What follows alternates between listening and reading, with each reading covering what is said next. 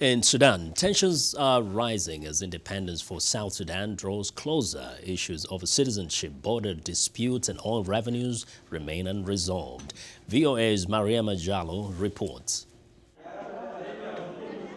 About 100 young people gathered recently in Juba to discuss South Sudan's upcoming independence. They used drawings and poems to express how they would improve life in their new nation. I will add more schools to the already built schools by Salva Kiir and hospitals. I will also help the poor by providing them with shelter. But 2 months before the official birth of what would be the newest African country, a number of issues remained unresolved. Johnny Carson is the U.S. Assistant Secretary of State for African Affairs. A political resolution of the ABA situation is absolutely essential. But so is the resolution of the issue of wealth sharing and oil, as is the issue of demarcation and delimitation of boundaries, particularly in 5 different spots along the north-south boundary. The issue of citizenship. The UN reports that 800 people have died in internal clashes since January 9, when voters in southern Sudan decided on independence. In a radio interview, South Sudan's Vice President Riek Machar accuses the military in the north of arming militias in the south, an accusation the north denies. It is the military intelligence that gives arms to groups that say they're against the government of southern Sudan. And I am hoping that by the 9th of July, this should be stopped, because that would be supporting insurgencies. Sudanese President Omar al-Bashir said recently his government will not recognize South Sudan as an independent state if it claims the contested region of Abyei. His warning follows the circulation of a draft constitution for South Sudan, claiming Abyei as part of its territory.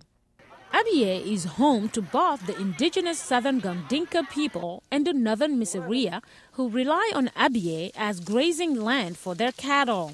The region also contains significant oil deposits.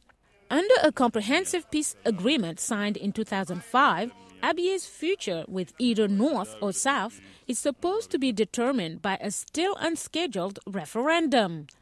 While in Washington, Justice Chan Reik Madut, chairman of the Southern Sudan Referendum Bureau, praised Mr. Bashir for his support of Southern independence. He also says problems are being addressed. The violence that is happening in the South is restricted to very few areas, and I believe the government of South Sudan is in a position to address that issue. On Abyei, the ruling party, NCP, and the SPLM in the South have committees which are addressing the issue of Abyei, among other outstanding issues, including citizenship.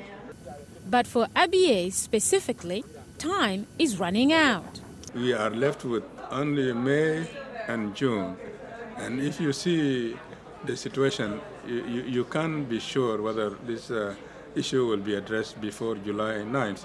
Whatever the outcome, Ambassador Carson offers this advice. These are 2 states that are very much in the same boat. If one falls over, it means that the other one is likely to fall over as well. We want to see a South Sudan that is strong, independent, and stable. We want to see a North Sudan that is also strong, democratic, and stable, and economically growing. He says America wants to have strong relations with both North and South, Juba and Khartoum. Mariama Diallo, VOA News.